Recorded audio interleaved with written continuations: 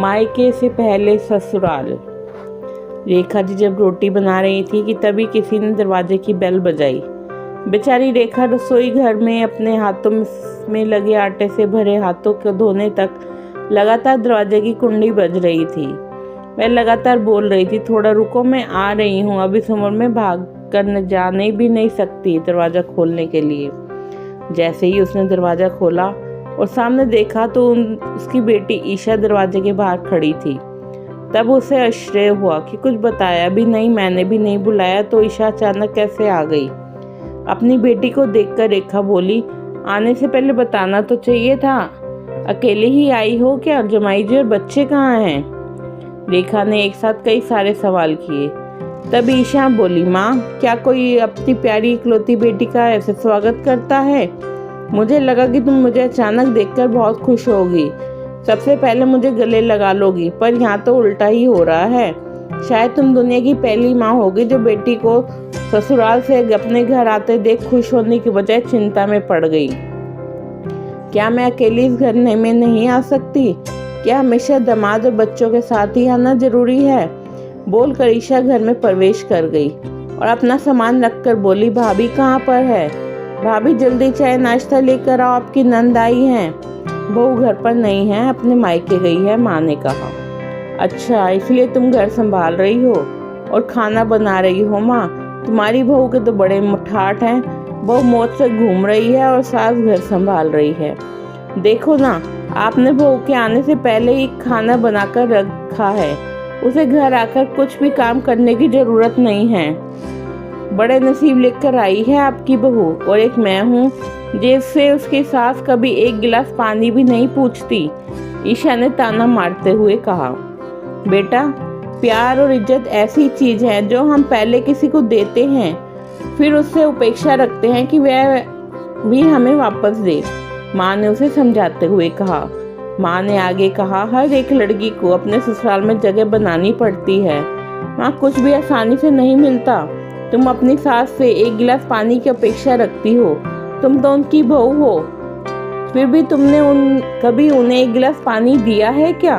तुम शादी के बाद ससुराल में रही ही कितने दिन? जब तुम्हारा मन को लगा तब अपना बैग भरी और सीधा मायके आ जाती हो।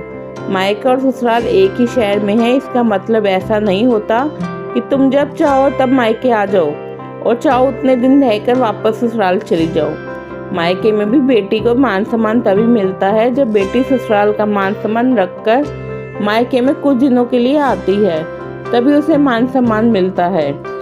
ऐसा हर रोज बिन बुलाए कोई कारण ना होते हुए भी कोई बेटी मायके आती होगी तो उसका साधारण पूछताछ भी कोई करता नहीं, और तुम मेरी बहू को बोलती हो।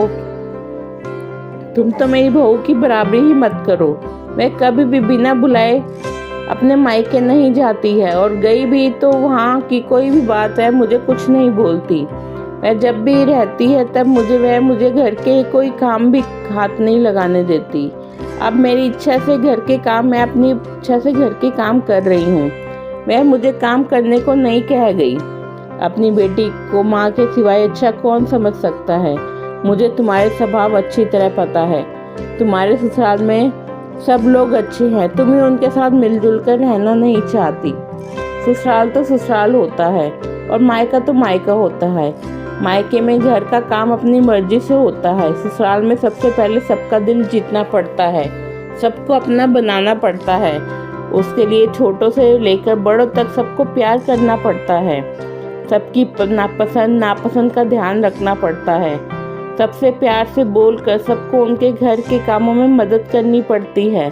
तभी सब लोग घर में आई बहू को स्वीकार करते हैं, उसे अपना मानते हैं। तुम जिम्मेदारी लेने के लिए तैयार ही नहीं हो, इसलिए रोज रोज मायके चली आती हो। यहाँ आकर भी वही करती हो। अभी की बात देख लो, घर में कदम रखा नहीं उतने में भाभी को ऑर्डर देना शुरू कर दिया। भाभी, मुझे चाय नाश्ता लेकर आओ। यह व्यक्ति घर में है या नहीं, वे कैसी है, उसकी तबीयत कैसी है, यह पूछना भी जरूरी नहीं समझा।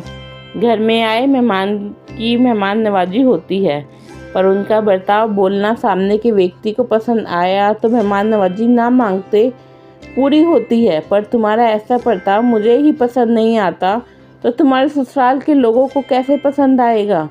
तुम बोलती हो ना मैं बहू को बहुत ठाठ है, तो बात सही है।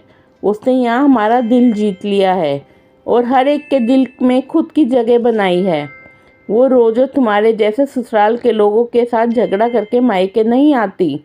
इस वजह ससुराल और मायका दोनों जगह उसकी इज्जत होती है। जब तक उसे अपने मायके से बुलावा नहीं आता तब तक वह जाती नहीं।